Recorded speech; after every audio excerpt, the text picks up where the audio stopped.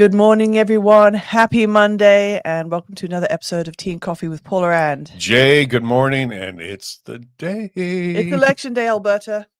Election Day, Alberta. Municipal elections are going out there, so please get out and vote. Get out and vote, and I need a new pair of shoes. I wore out another pair of shoes. I'm not even joking. I know. Yeah, I know my right shoe is really loose now. But yeah, we did a lot of door knocking, a lot of neighbor visiting. Lots of... He laughs. Yeah, I laugh. He laughs at my knock, but I'm like, look, this is... Give them your knock. Yeah, here's the police. We're coming in. So no. So this is mine. So that they know it's soft, it's friendly. And then... Yeah, but one of the last ones, when she did, it's like a little Morse code or something like that. And the person didn't hear her. You can see her right in the kitchen. Couldn't hear a thing. She was engrossed in making pie. That's what's happening with her. She was a lovely lady we met yesterday evening, and see her. She's in the kitchen. We're approaching. You can see her in the kitchen. Front door's over there. And like we knock. We used the knocker first of all on her door. Knocked. You. I did. Okay, let's knock on the window. And then she's like... And bless her, she came, but yeah, she was engrossed in making pie crust at the time.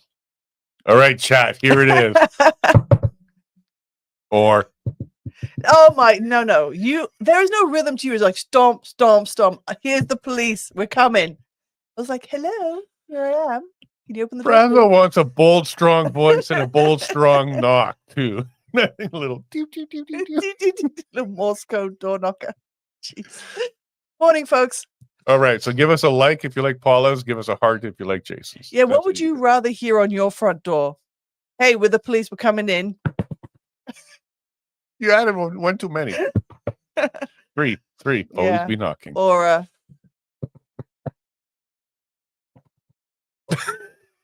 I want the first one. Oh, wait, there's one thumbs up, so you got one. No heart for me yet. All right, they're winning. Wah, wah. Two. You guys are turning on me. Oh my gosh. All right. Morning. Good morning. I got tears in my eyes, man. Oh, gee. But yeah, it's been long days. Thank you to our beautiful children who supported us throughout this, kept us company. We kept them entertained. It was great. No, they made the whole process very, very stress-free for us because they were taken care of. They enjoyed Jacob even, what's with the Zoom? Jacob even liked it a lot too. I'll go fix that in a second. Yeah. The door knocking. Yeah, it's excited. Like, Jacob, what are we doing? Door knocking! And that's the top of Jason's head. Yeah. There we go. Somebody turned it when they turned the camera on. We'll learn. You didn't need to see me that close, folks. But I know Paula has to. And still no hearts. Wah, wah. Everybody's spoken. There you go.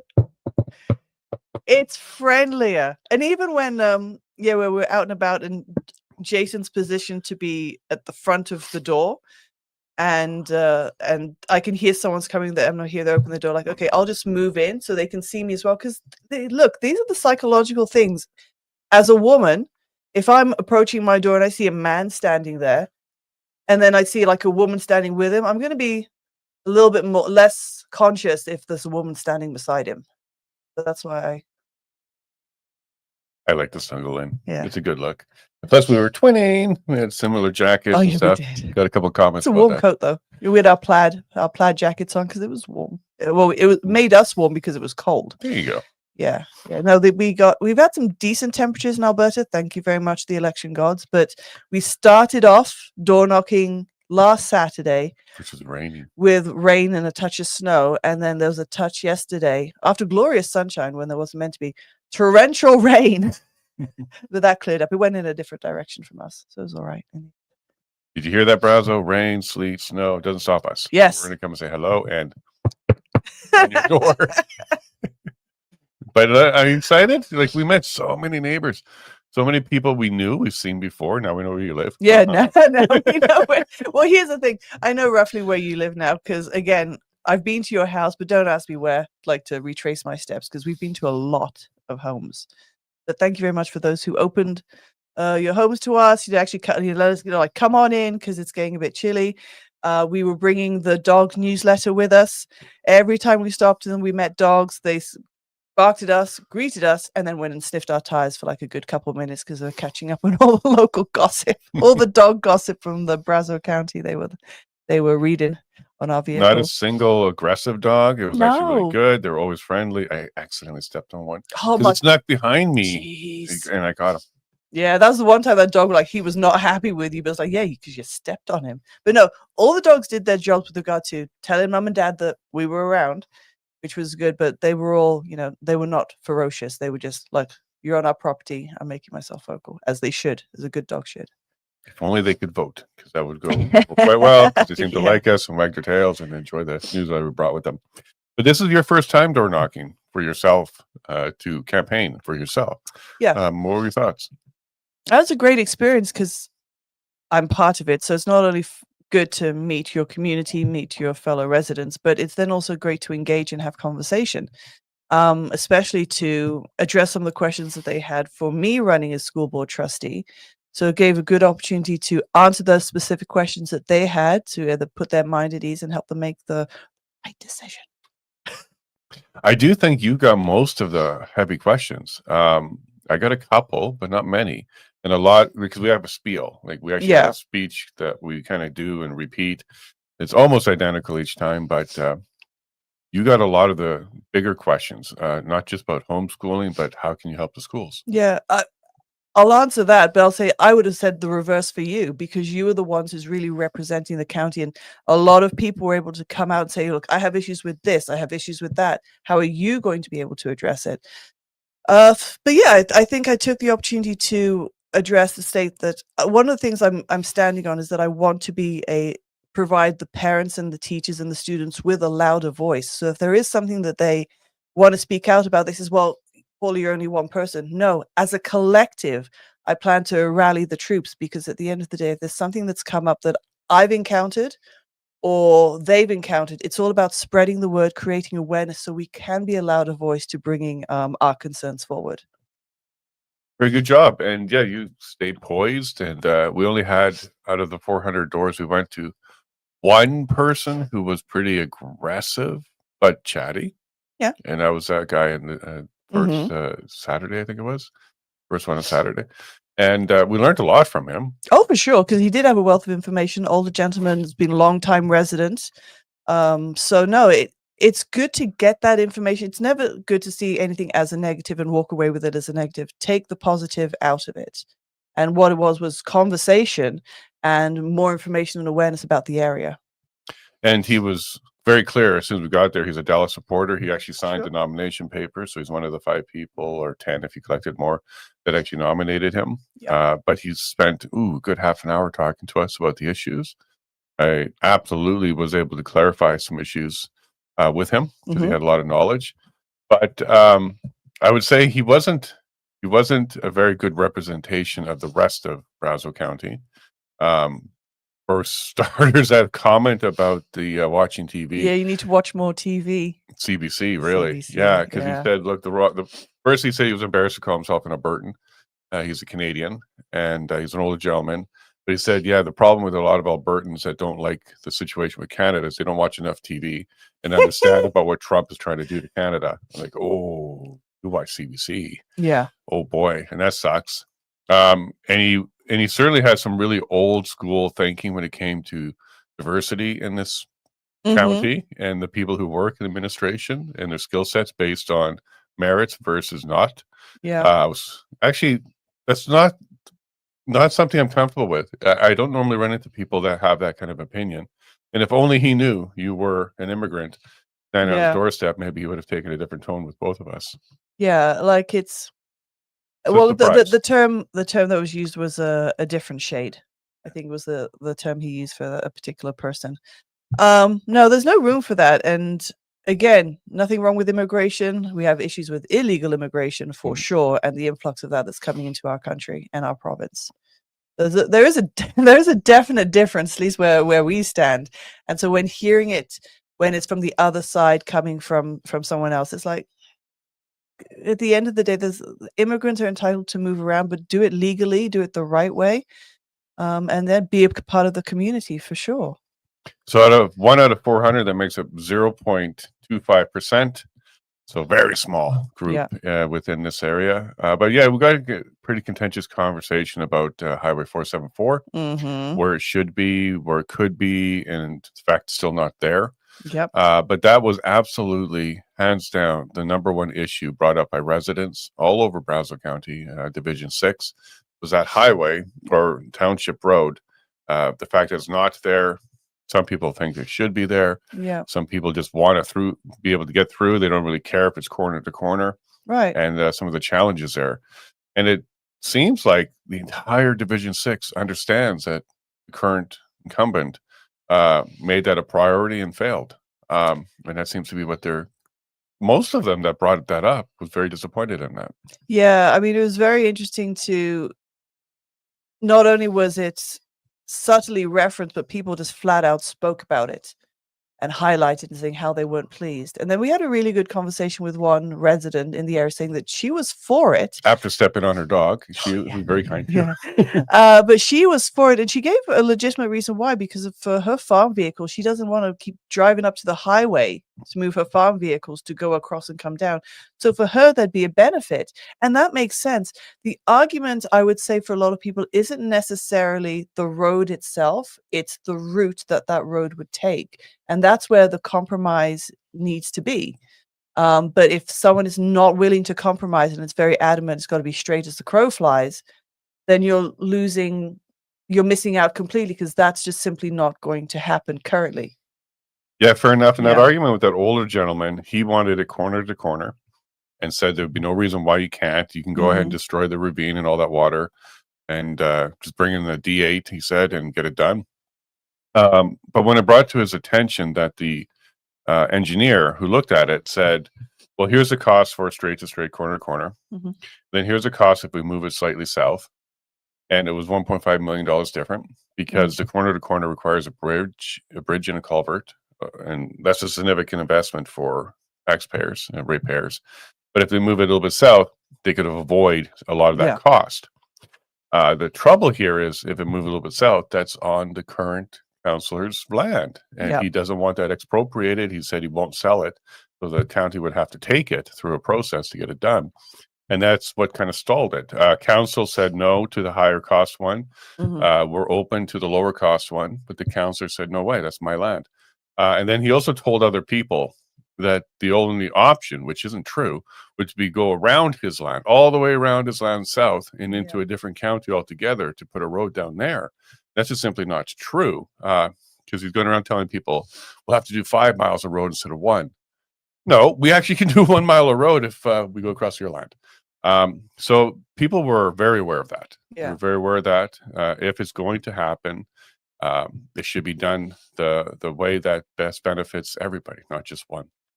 But I was surprised at how many people knew about that. Because when I would say to them, we would be focused on projects that benefit all and not some or a few. There's an immediate look of recognition, and then that would subsequently some would speak out about it right away and say, "Yep, 474." And where we made some headway with that one lady who wanted it, I said, well, look, it was his priority number one, and it was well known in the public. This was his first priority when he took office, and it's still not done. And I said, well, would you prefer corner to corner, or would you prefer two-way stop, a detour south, cross, and then come back north and then go over? And she said, actually, I would take the detour as long as it's there. I said, well, in that case, we'll have to expropriate his land to get it done. And there is support for that. Another thing that she realized after chatting with us is just because he wants it somewhere doesn't mean the county's going to vote for it. So the trouble that he's run into for the last 4 years is his proposal isn't being adopted by the county, which is the rest of the councillors. I have spoke to the rest of the councillors. They are open to getting that done, but just not the expensive way. Exactly. 1.5 million for a small 1.5 million more additional for Division 6 for a county. It's a lot of money. It's a lot of money. And we ran into one nice gentleman who was very clear. He said, I voted early and I voted for one of you. And sorry to the other one. And then as he talked a little bit more, he let us know that he voted for Paula. So for Paula, so congratulations. I got a vote. I've got one early vote. At least one. There's Yeah, probably a lot more. I know I actually have 2 early votes, but yes, I was honored. I shook his hand and said I appreciate it because at the end, well, you explained like because he'd said he knows. Yeah, he the other says he's councillor. friends with Dallas and knows the father well, and kind Mhm. of did a loyalty vote. He was pretty clear on that. But he didn't vote for Dallas's wife, which means he voted for you, right? So he didn't vote for her. Mhm. But he also said, look, you have a really good shot here, because a lot of people who know Dallas, he's not the strongest guy. The way he put it is like, I voted for him because he's my friend, Mhm. but we all talk, and there seems to be a desire to have somebody who's more effective, who do things like get to Moose Hill Bridge, Yeah. respond to issues when like roads are washed out. He has a reputation of just focusing on the one project down by his property, and that was about it. And that frustrated even the people that know him. Yeah. And I was surprised that he said, "Yeah, I'm very loyal to Dallas," but he voted you Yeah. instead of Paula. Look, I appreciate that, and to me, I'm hoping people are reading the information that we've been putting out there. Yeah, we've been told many times. I Yeah. saw your thing in the drugstore. I saw you in the booster, and Yeah. one lady even recapped me to a T. Like, you got some legal, and you got all this. I'm like, oh Yeah. wow, sucker! But thanks for your support. Yeah, no, it's been good, and look, at the end of the key thing is that for those of you who've been watching Jason over the last few years, you know he'll speak up and speak out, and for 4 years, that's an opportunity for a councillor, a trustee, politician of sorts to try and accomplish as much as they can for their community, and when you seem to be known for one thing that you, quite in essence, have failed at, well, what did you do with the rest of the time? And that's a key thing. It's Division 6 is 1 out of 6 in the area of Brazo County. But what have you done to represent Division 6? And then what have you done as a collective, as the county? What was your role that you played? And I think Jason really does want to make progress for our area. Give us some paved roads in the areas that are essential, fix the roads that are essential, fix bridges, and at least be vocal enough that even if they aren't done in a timely manner, bringing back the meetings to the community, people can hold him accountable to say, look, I've been trying, this is what happened at the last meeting and so on. And that's been the goal for you, to bring back communication and information back to the ratepayers. Even that frustrated older gentleman kind of had to concede when I said, well, look, if you want to get it done, you need some support from the council. If it was moved a little bit south, you may have that support and that road will be finished. Would you prefer no road or a road that detours slightly south? And he's like, well, they really should do it there. And I said, well, if you don't have council support, what do you expect? And it's not going to do it. He goes, well, let's replace the entire council. Like, good luck with that, because how does one division replace all the other divisions? And that's not how you move things forward. And he should have known, because he used to be a councillor himself. And it should be based on a road. Like, at the end of it, it's a collective of what have you brought forward as a councillor to serve the community and to enhance your community and to improve upon the community's infrastructure, not just on one road.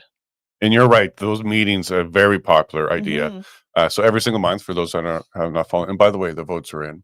I got 1, you got 6. So I have comments with saying, yeah, they agree with. So going forward, well, look, congratulations, you won the first election of the day. Okay, so that stormtrooper knock is not going to work for everybody. It made us laugh. It made her laugh. That's why I did it. I kept you giggling the entire time. Yeah. But these monthly meetings that I kept telling people about. So Brazo County provides a budget for community outreach, specifically for the purpose of making sure that you connect to the community on a regular basis. And when I brought up the monthly meetings to a councillor, he told me right away, well, that's in the budget. Like, you can actually rent the hall regularly, which puts money back into the community. It helps the hall as well. Yeah, the local small halls where we have, and we have that. Brent Community Center's got some beautiful rooms, but then Buck Creek has got a nice little facility that, again, other end of the side, edges of Division 6 for you. And it's a great way to reach residents on either side, so they're not traveling across the division to have a meeting. I think that's a great idea. Yeah, because there's 2 council meetings every month. So what I'll do is I'll have one community meeting, so council community meeting, every month in each location, Breton and Buck Creek. That way I can listen to very closely to what the people's needs are. as it evolves over the time, because you can't really just go around once every 4 years and say what's wrong, and then Yeah. just do that every 4 years. Things will evolve. There'll be major projects, but there's also minor projects, and then also report back and give update status. Like, here's what we're running into. Here's where it's a motion. We're going to have the second reading, the third reading, Mhm. like it's advancing. And then they can hold me accountable once a month instead of once every 4 years. So if they're not pleased with what I'm doing, there I am. I'm not Yeah. hiding from you every month. You'll have the opportunity to sit down and just let me have it. And that was very, very popular when Yeah. I talked to people about that. They were kind of disappointed that it wasn't happening already, because that is in the budget and encouraged by council. But they're very happy that it'll be coming back if they vote for us or vote for me on that one. Yep. Agreed. No, it's true. Like, what are you going to do? And I think one of the things people are aching for is to be heard in their community, to be heard with the powers that be. And so you're bringing that to them, and that way it's up to them if they want to turn up or not. But the fact that the availability will be there, then it's up to them to, oh, do you want to take that opportunity to speak out? Because one of the key things we've heard through our meetings and door knockings and things like that is like, I've had to call so many times to follow up. Well, we're saving you that phone call now. You can meet and greet potentially your next counselor in person twice a month. Yeah, if you want to travel, you can do twice a month, or if you just want to stay local, at least once a month. And another thing that went over quite well was how proactive we've been already. So Yeah. for me, I already met with basically all the current counselors and many of the candidates, one who will be on later today Yep. at the 45-minute mark, because we have one more guest to bring to you, and we'll do it for the last 15 minutes. But we also got a commitment out of both Reeve counselors. So it's going to be one of them. Yeah. It's going to be Bart or Pat. But during the meeting of the Meet the Candidates meeting, I proposed expanding the interactive map to have a lot more data and information to track complaints. So when you make a complaint about something like maybe ditchweed needs to be addressed, you can see the progress of that actual complaint and it's tracked, and provide stats on money spent, so last 10 years, and projects and proposals and money to be spent by road. You can click on a road and you can see a breakdown of this. During the candidate meeting, both of them committed to going ahead and taking a look at that. I already spoke to administration staff to probe whether or not we can do that. And the answer was, yeah, if council wants that, we can do that. So telling the residents, look, we're proactive, already meeting with everybody, trying to build relationships and get some work done before we even have the election, is the type of representation that we offer, or I offer on that one. And that went over well as well. And same with you. Yeah, because I took the time to speak to both the principals for the Breton Elementary and the high school. I spoke with the previous trustee, like I said, who's bless him, May is stepping down. And then so I've been connected with the parent council. I've been chatting with some parents, teachers, admin staff, because I need to know what exactly they need from a trustee. I can't presume it. I'm not going to say like, hey, this is me, I'm Paula, I'm going to do this, that, the other for you, if they have no desire for that whatsoever. So the key thing is that I've taken away from speaking to everyone is that the teachers need funding to support them get the EAs back in the classroom so they can get back to teaching. And the parent council wants people to listen to them, and they want to be heard and ensure that their children do have a safe environment. And as one parent put it, so they can go on their educational journey. And that's exactly what school's meant to be for them, not anything else. So I will take all that information that I've gathered, and should I be elected, take it to the Wild Rose School Division and represent. And of all the door knocking, I think there was only 2 that basically said, I don't vote, I don't care, get out of here. Maybe 3. Yeah, the one in the car and then one last night. Yeah. But that was it. So this is a very active community. They care. And I'm glad that we door knocked, because we even ran into the president of the teacher or the parent. No, she's on it. She's not the president, but her sister is. Okay. Her sister is, and it's her sister who I was actually communicating with by email. Okay. So, and there was a good email chain there too. Yeah, there was. Jump into that? Yeah. So I received an email from the leader of the parent council, and it was like, it was very extensive, which I appreciated the time that she took to write it, draft it out, to share the concerns. And she then copied everyone that she had within the chain. So it gave me the opportunity to fully respond, address each of the concerns she had.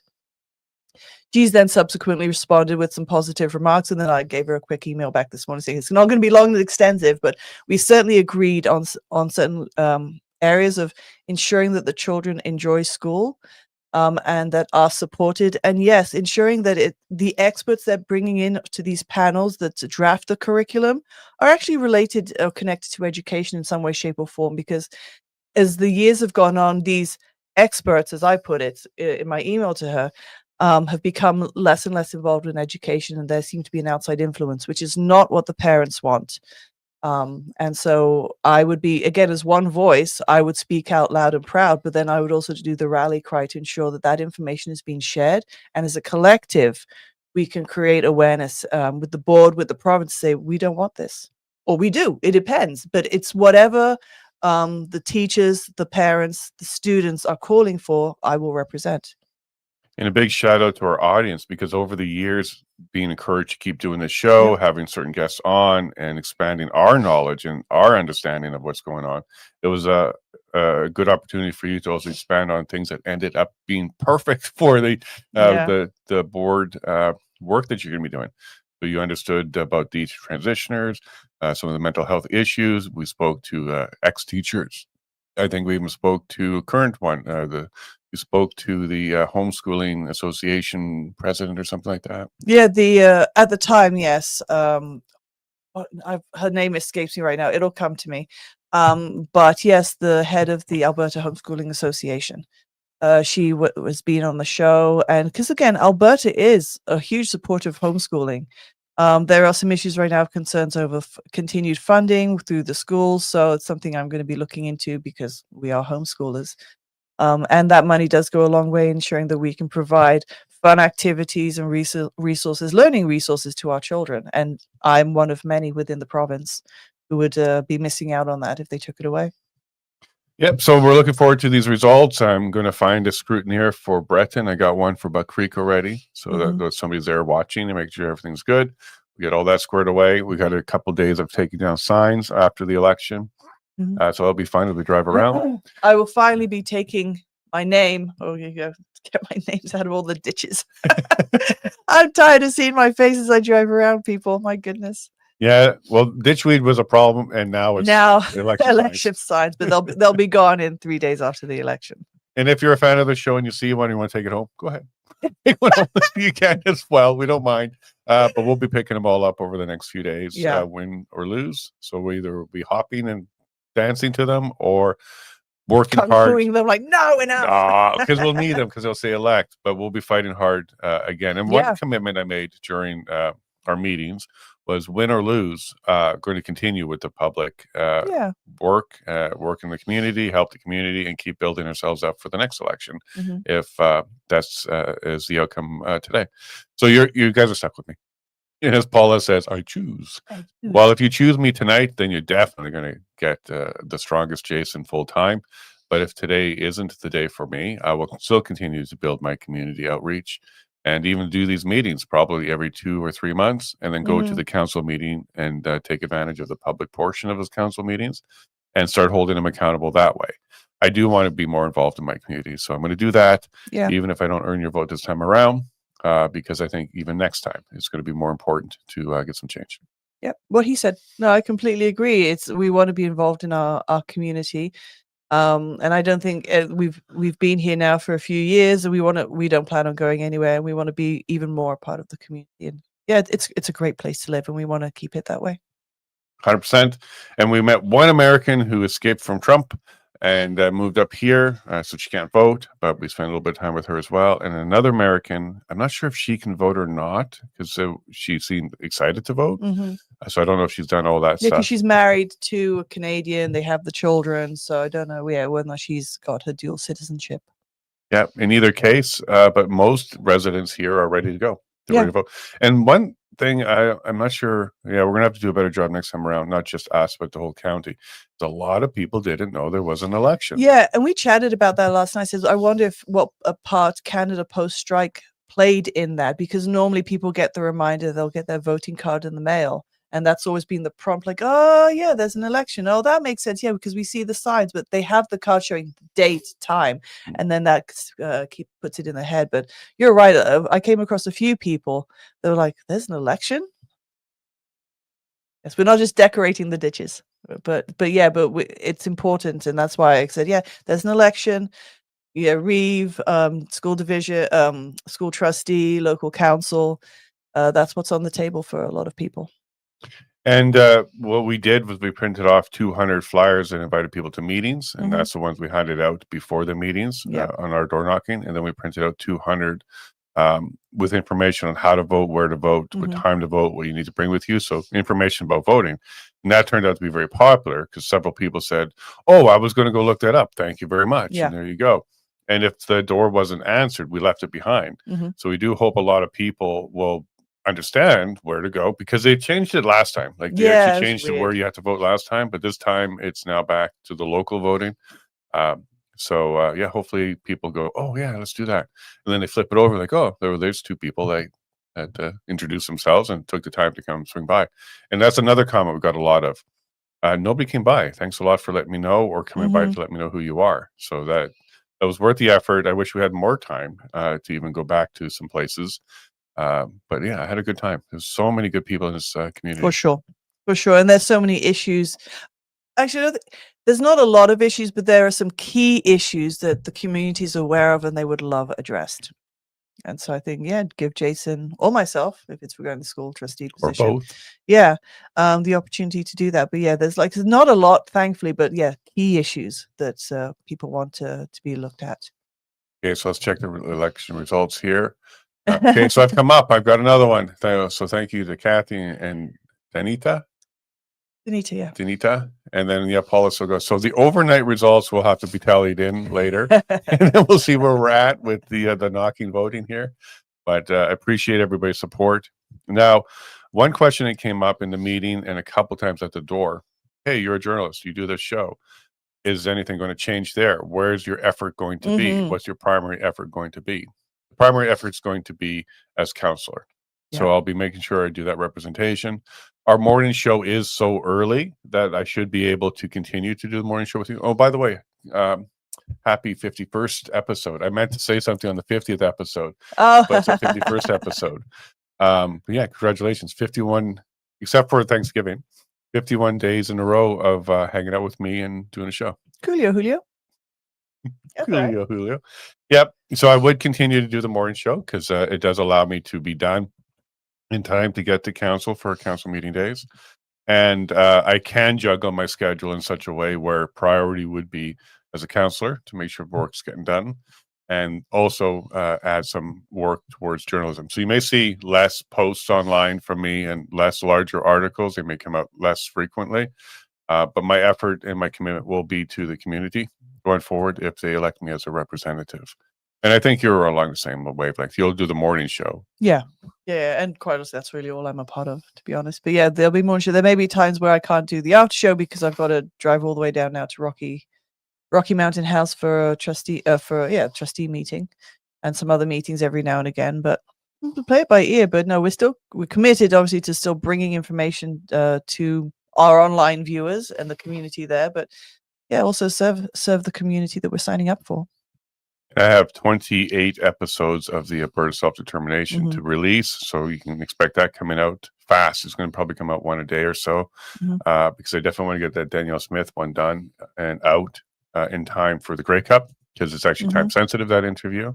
It may not be the same after November 16th, so we'll get it out before then. Got to record some more. So many people have lined up and want to do that. So Leighton, I got your messages. We're going to go and do that. And get that series done because there's going to be 50 interviews there. So that should kind of fill our bucket to the end of the year when it comes to that content. And then we'll see where we're at the beginning of the year. Definitely want to continue to have these conversations around Alberta self-determination. It's going to be a big issue. And there was so much support for Alberta separation or independence at the meetings.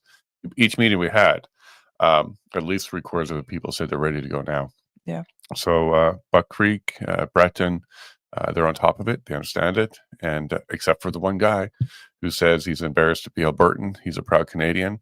But he also said we all should watch CBC and believe it. I'm glad many people don't. And I'm glad even he recognizes, like, the problem with Albertans is they don't watch enough TV. Oh, boy. No, that's the benefit of Albertans. And then we also have our big event, the story of Sean Hartman, coming up December 13th in Red Deer. as well. Yeah, thanks for bringing that up, because we did try and schedule it, and we'll let you know what happened. Edmonton and Calgary, almost impossible to get a venue. It didn't even matter about the price. It was impossible. What we heard out of Calgary a lot is no political events. That's disappointing, because why shouldn't we have political conversations? And this isn't a political It's not even political.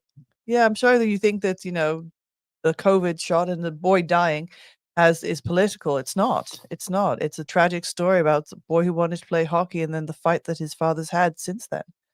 But there's a lot of people who don't want that subject, and they consider it political, and they own venues. So getting a venue was very difficult. A commitment on a venue was very difficult. And we also had concerns about releasing the venue name, because cancel culture has been very effective in Alberta, even with larger events. But we certainly have a rock solid venue in Red Deer. It's booked, it's confirmed, and they're part of a church, and there's no way that they're going to fold to any complaints, because many events are held there that are very successful. So that's going to be Legacy Place or Legacy Center, depending on sales. But we're booked. So December 13th, it's going to happen. But we weren't able to get Edmonton or Calgary squared away. So if you're living in Edmonton, Calgary, please make the hour or so drive to Red Deer. It's pretty central. And it's going to be a Saturday, 2 p.m., and it's going to happen. Deposits are done. We're going to make sure this happens. So sorry to the people that did buy tickets, and we have to shift you. But that was the trouble. We really couldn't get anything in Edmonton or Calgary. And we've been trying since before the tour started, because we were even trying to make Edmonton and Calgary a stop of our tour to go ahead and have conversations there. And we couldn't get venues at that time.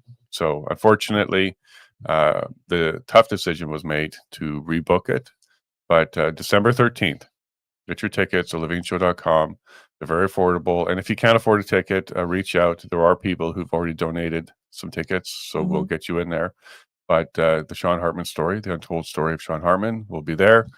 We have Dean Rainey coming. He's going to be doing a screening of his Why Can't We Talk About This? Dr. Shoemaker, Dr. Speaker, Dr. Hodgkinson will be there. Yeah. And inside the movie, there's a whole bunch of people you're going to recognize and be happy that they're speaking up. So do go ahead and get yourself set up for that, and you'll see us December 13th in Red Deer. Yep, looking forward to it. I was going to be putting the link in the chat. Gotcha. Oh, we got another vote. How are we doing here? Oh, it's for you. Paula's going to win this one. It's going to be a landslide. But then I'll go around like Kamala Harris say, it was the closest vote ever. The closest one in history. Yeah, whatever. All right, so as we get ready, we didn't really jump into the news because there's not a ton going on, but let's go ahead and jump into that right now as we get ready for our guest. Yep. Okay, so let me take the camera off me. Take the camera off you. Don't be shy. Take it off me. And we'll bring up our X account. It's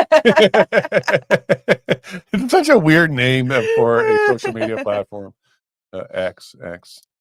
Okay, it was a good weekend. A little bit of things going on. Okay, here we go. All right, Tea and Coffee with Paula Jay, Wiretap Media. A great episode. We get into the Antifa stuff and have great coverage by him. He is absolutely becoming one of the top independent journalists in Canada, and that includes me. I think he's doing a great job putting together videos, long threads, and digging into information, and he's getting noticed by journalists all over the world for his work. So Jason, thanks a lot for doing that hard work, and I appreciate you coming on Friday.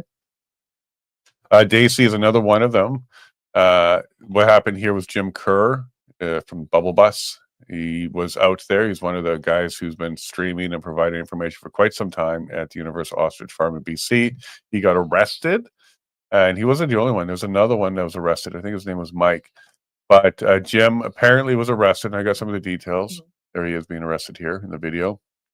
He's being arrested because he kicked some food towards the ostriches, but he was a couple feet over a line that they say he can't be over, and they called that obstruction.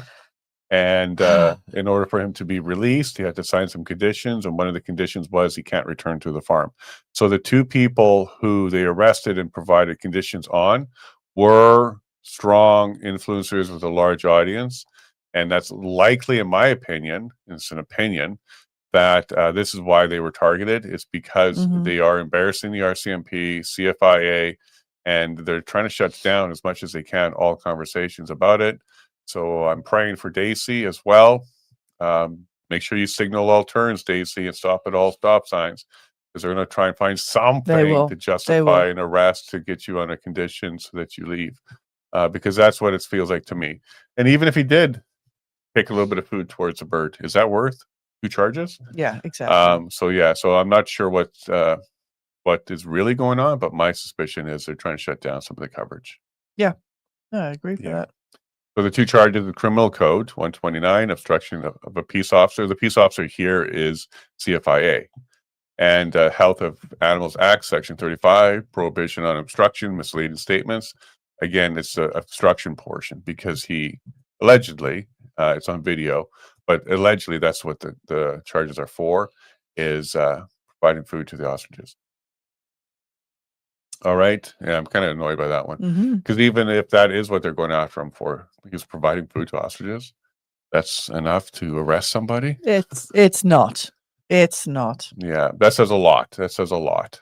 So David Creighton did a good interview with the former agricultural minister, former minister of agriculture minister, Gary Ritz, I think it is.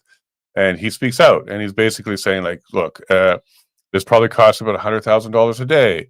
And this isn't how things used to be run. And this isn't really the reason why we need to do this.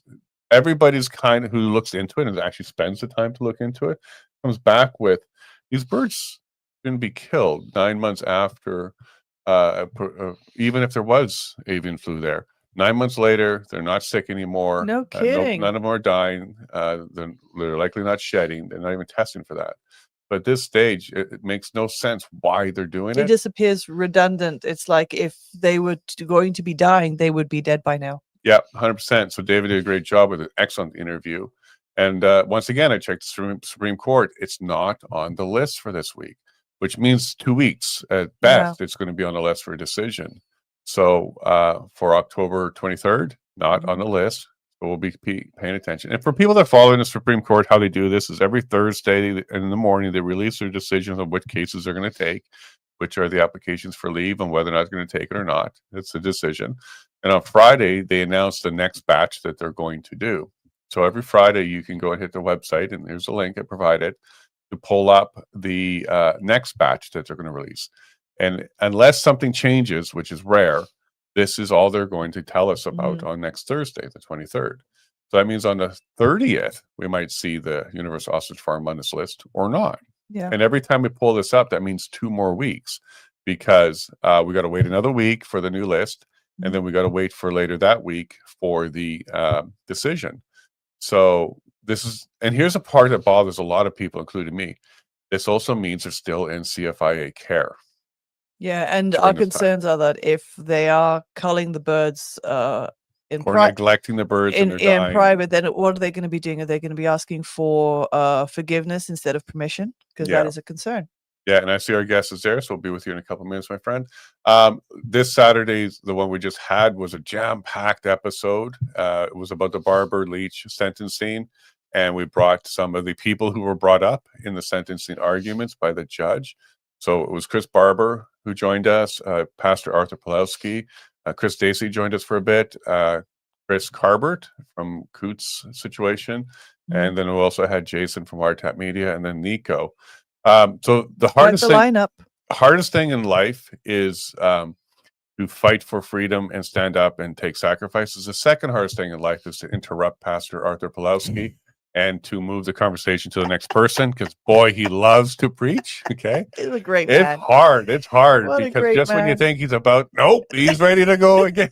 So, but do watch this episode. It was great to hear from Chris Barber and Chris Carbert and Pastor Art. And yeah, if you don't think that freedom is under attack, watch this episode. You'll absolutely understand it.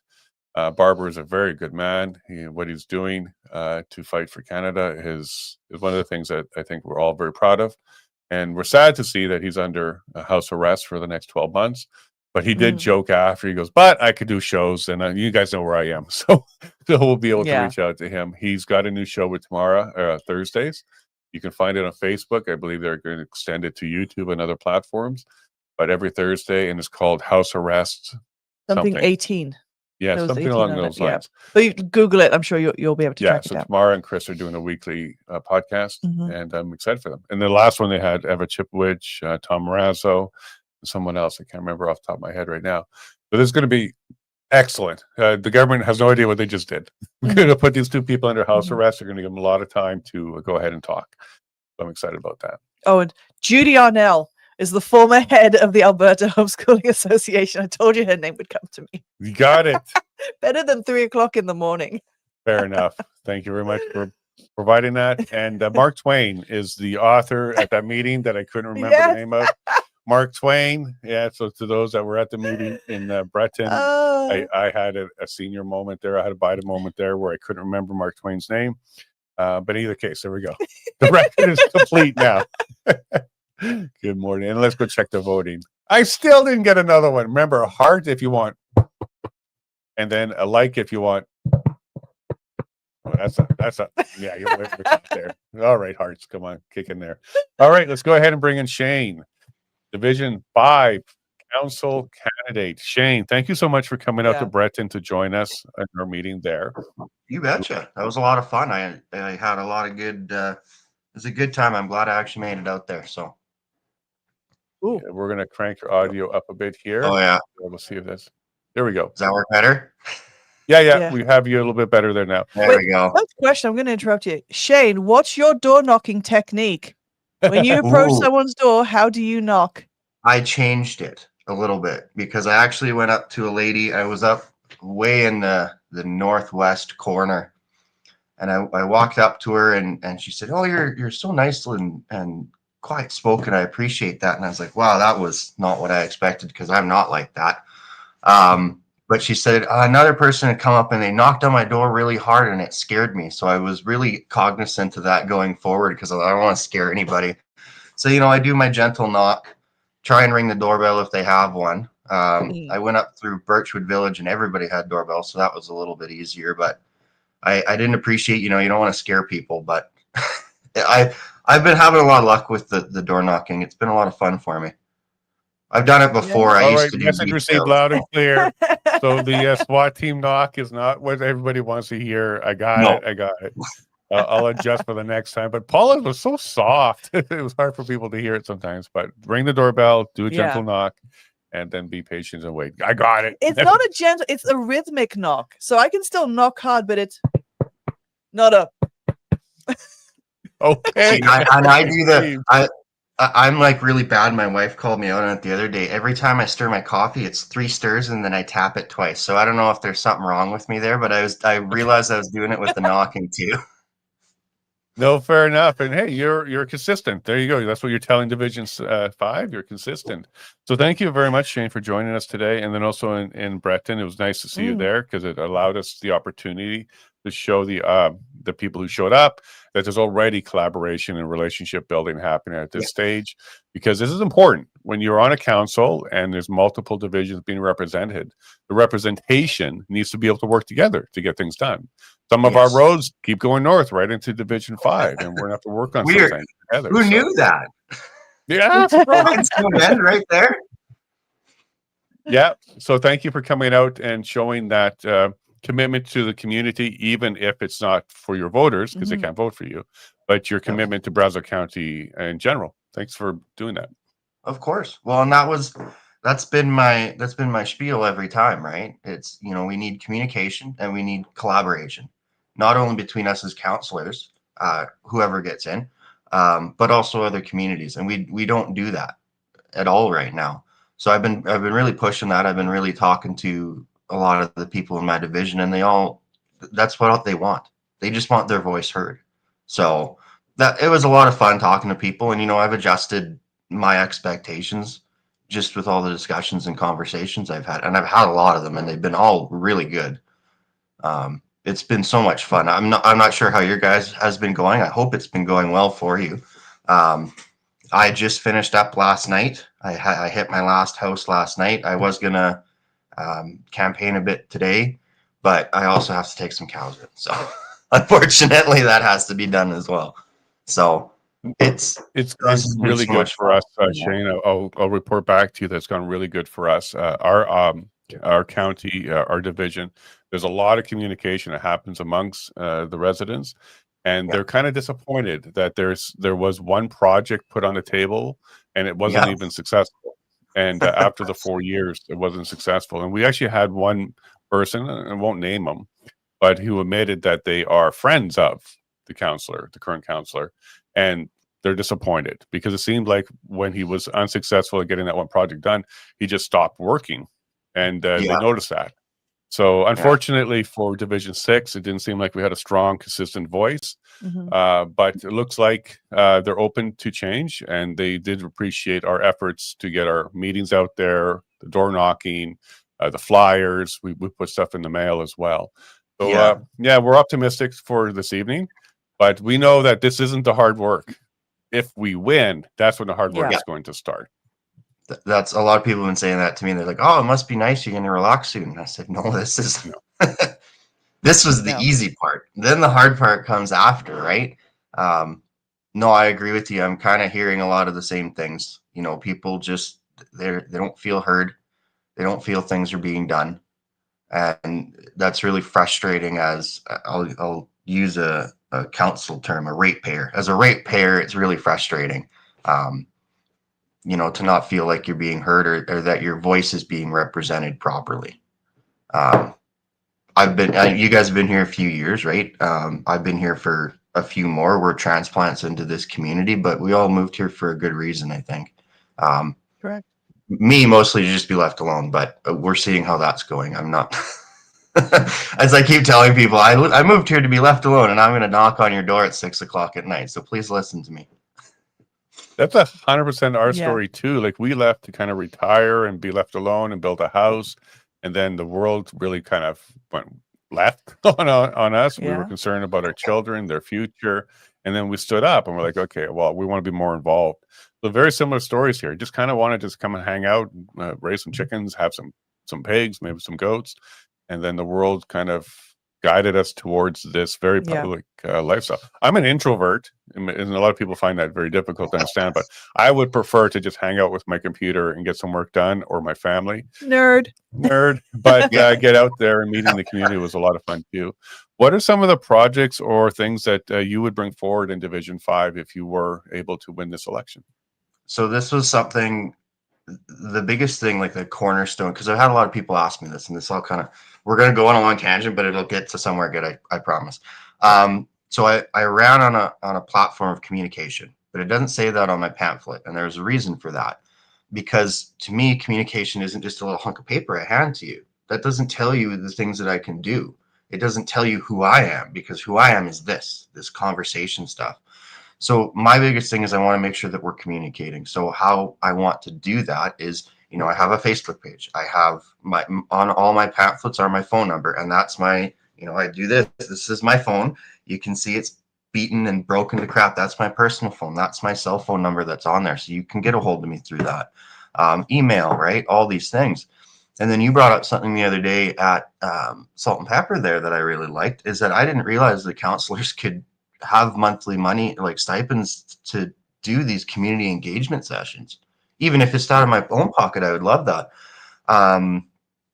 The one area I was in, they were like, we'll just give you the hall for free to come talk to people every month if you want. And I'm like, that's part of what we should be doing all the time. So that was number one. I need to make sure that we're understanding what the people in this division want, and I can bring that forward, right? The biggest project, because you know councils get a special project, sometimes it's a road they want. My biggest thing, and talking with a lot of people in Division 5, and honestly it's across, I think, Brazeau in general, is that Highway 39 is dangerous. It's like, I'm not sure how much you guys travel it. I travel it quite a bit. Excuse me. A lot of people I know travel it quite a bit. The fire department gets to go there a lot, and it's dangerous. It's a horrible highway to drive on. We have a gentleman that lives down there. Actually, he has a car thing. He's been watching traffic. He says the traffic is almost tripled in the last couple of years. and that's like heavy wow. truck traffic. Excuse me. Things like that. And it's, you know, we don't have the infrastructure. The road isn't built for that kind of stuff. We have a disproportionate amount of accidents along that highway that I'm aware of.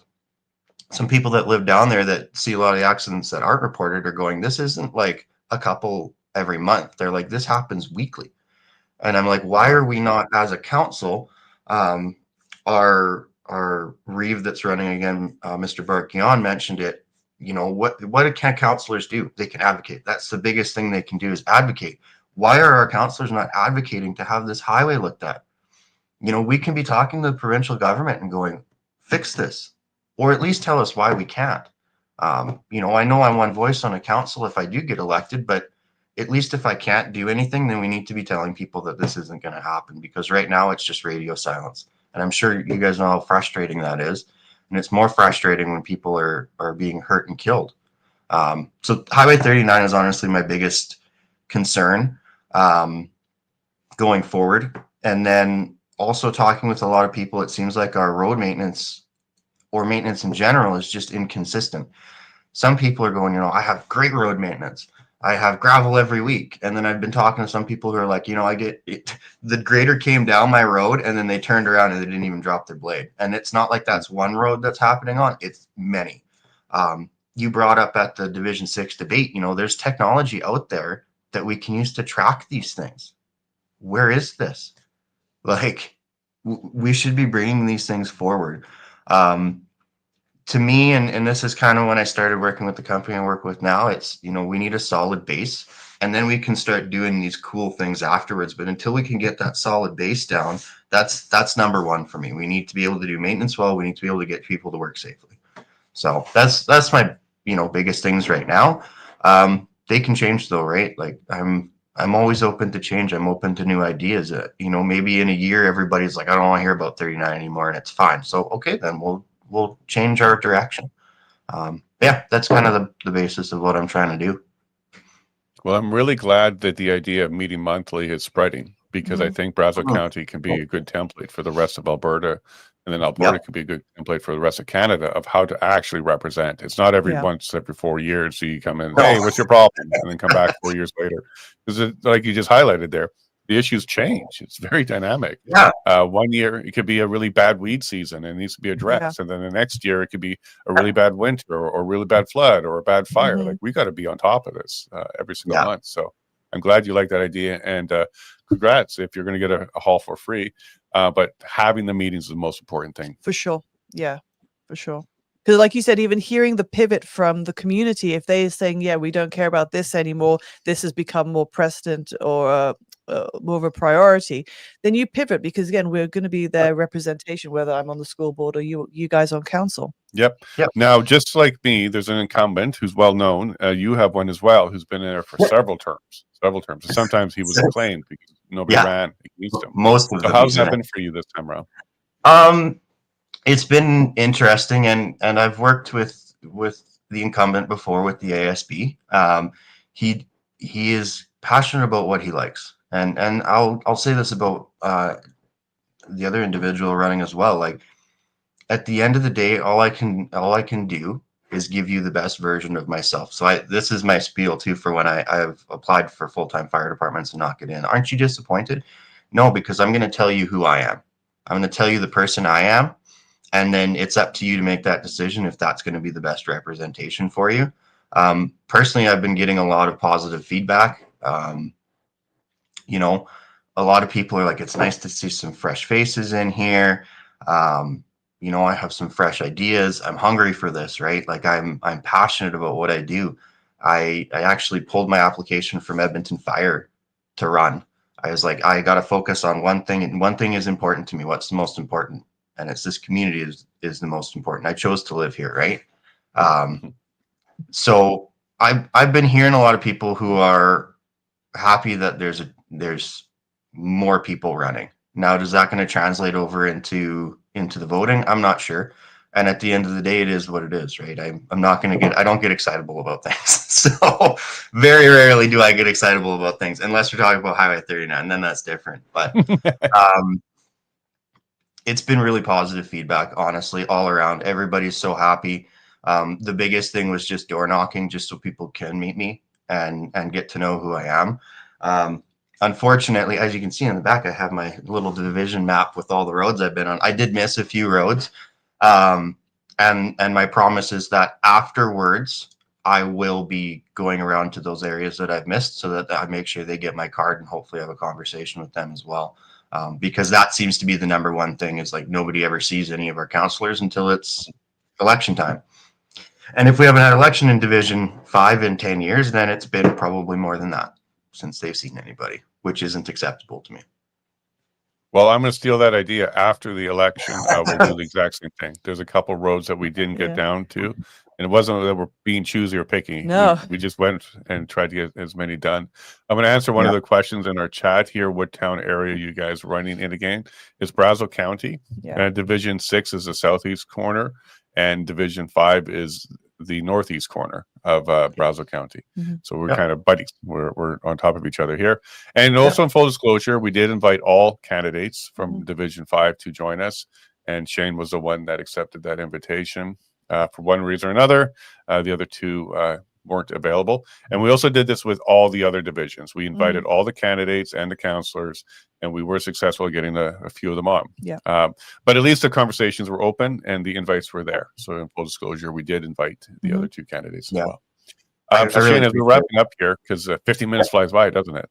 What are some of the things, if you don't get in, are you going to keep pushing the current counselor who does get in? What would be your plan if you don't win? And I'm not asking for that, but I'm just wondering what your goals would be. If I don't win, there's several people who have been putting together kind of big portfolios about Highway 39. That'll be, I think, in the capacity that I would be able to do stuff. It would be making sure Highway 39 gets looked at. I actually work across the parking lot from our member of Parliament, Mr. Bachenko. I work at Leduc number 1, and he works at the building right next to me in the museum. So I will kind of use that to help me get in there and maybe make those conversations happen. I know several people are doing it already, but I want to work with them and maybe get bugging the provincial government at least to maybe do something. If our council doesn't have an appetite for it, that's fine, but I do. So I'm going to push with that no matter what, going forward. Excellent. And you did let me know that you've door knocked and some people watched the Levine Show or the Tea and Coffee Show. They do, they're aware of it. So to those people that are watching, what's your final pitch to them on election day? You know, I think shows like this are important because it opens up this dialogue, you know, to show every side of things. And Jason, I really appreciate that you do these things because it shows a lot of strength of character in you. And I think having these conversations that are open, we don't have that anymore in society in general. Like discourse like this is so good. So I hope people continue to watch your show and come out and have these talks and listen to all this good information that's given out. So, yeah. Well, thank you very much. And no, he wasn't paid for that. Thank you. I appreciate that a lot. It's a passion for us. We think the dialogue is good, and it's also a great place for us to learn as well and connect with people. So it's been a benefit to us. So thank God that we have this platform and this ability. We appreciate it. Well, Shane, we're going to run and we're going to hang out with our private members. If you want to stick around, there's another 10 minutes or so privately. We're going to have a conversation.